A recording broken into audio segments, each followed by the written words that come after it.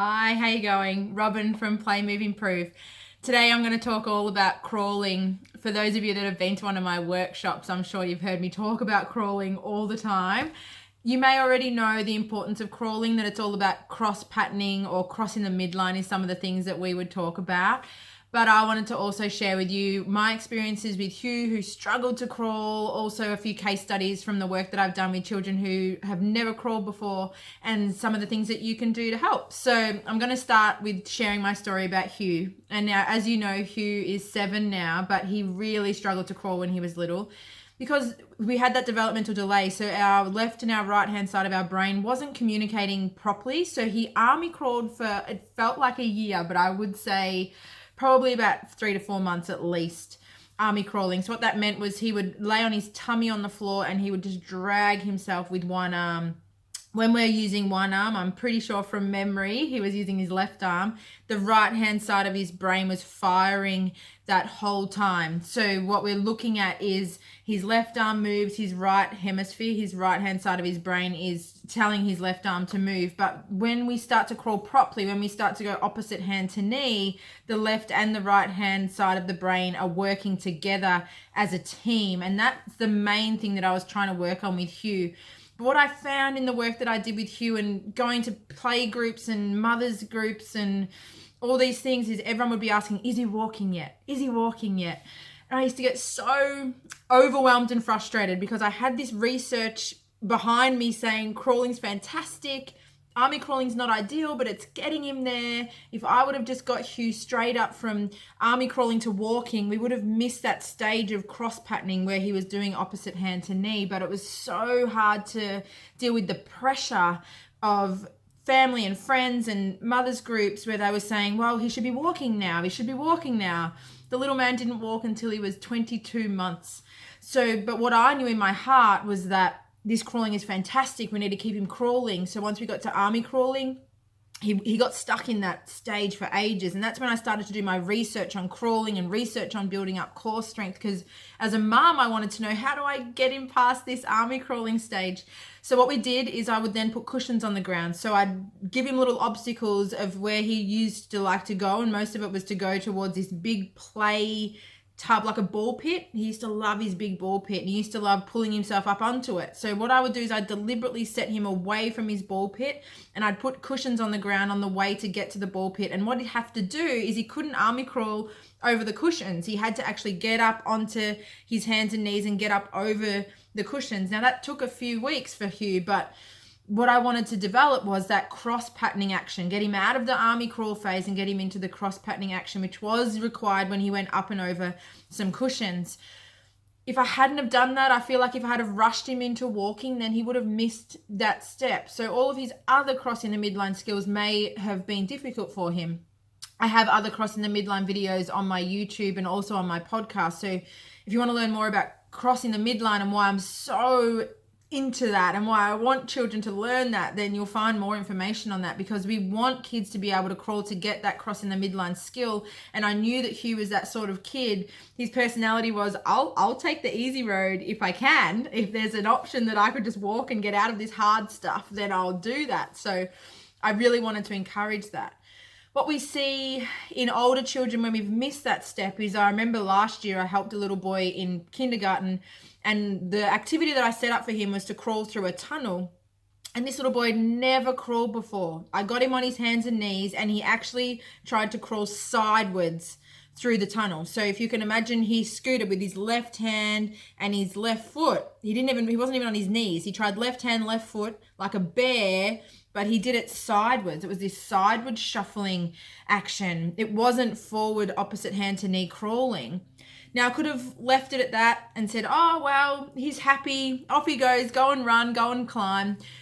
But in my heart, I'm like, I've got to teach this kid how to crawl, because the research shows that crawling is amazing for our crossing the midline skills. We're also developing research at the moment around crawling and literacy and mathematics skills. So what I wanted to do was teach him how to crawl. So what I did, took me 2 to 3 minutes.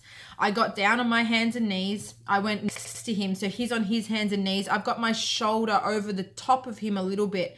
And I would move his right hand forward and then bring his left knee forward. And then I do the opposite. I bring his left hand forward and I bring his right knee forward.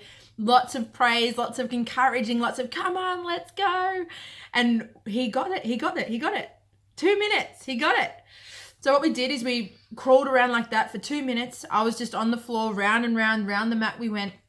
And then I gave him the tunnel again and I said, now this time we're going to crawl forwards this time. And he did it. He did it.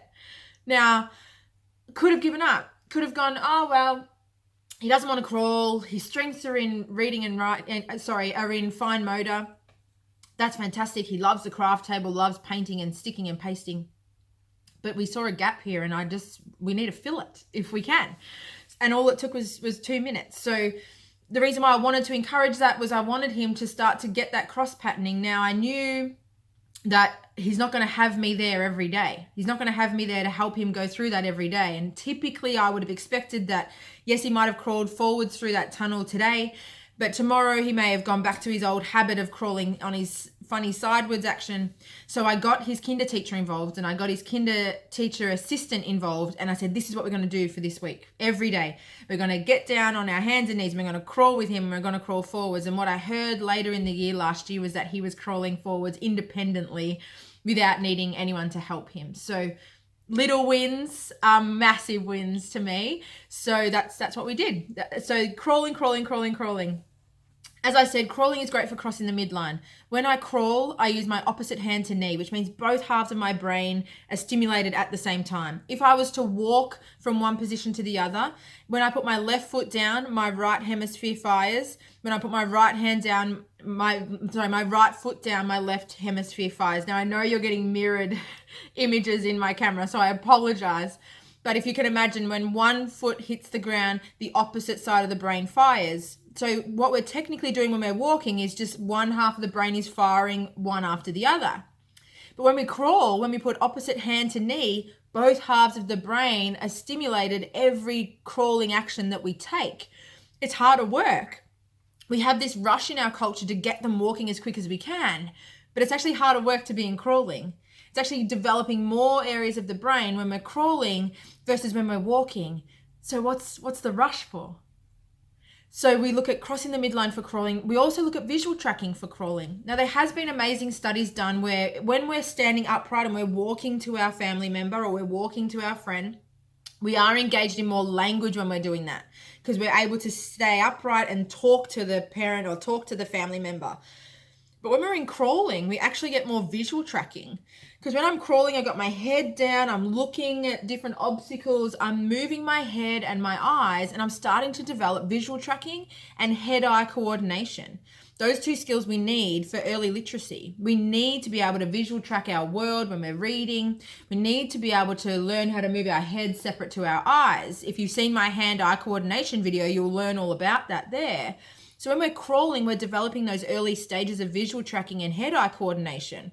When we're walking, yes, we're getting a lot more language and we're moving from A to B a lot quicker, but our head is typically in a straight line. It's just looking to where we're going. It doesn't have to look up and down to make sure we don't run into anything as much as when we're crawling. So yes, crawling has crossing the midline benefits, but it also has visual tracking benefits. The third benefit that is so amazing with crawling and why I'm so excited about it is it builds up upper body strength. When I'm holding my upper body up, I'm doing shoulder stabilization. So what shoulder stabilization means is when I'm moving and I'm crawling, my arms have to move, but my shoulders have to stay stable. If I have floppy shoulders, then I would be like Hugh was at the start of crawling, where he was using his whole body to crawl. We want to build up strong shoulders so we can move our hands independently to our shoulders. Why we need that is when I'm writing, I don't want my shoulders to be moving. I don't want my elbow to write. I want my hand to write. It's all those early fine motor development skills that come when we've built up shoulder stabilization. Another part when we're crawling is we got our hands in wrist extension.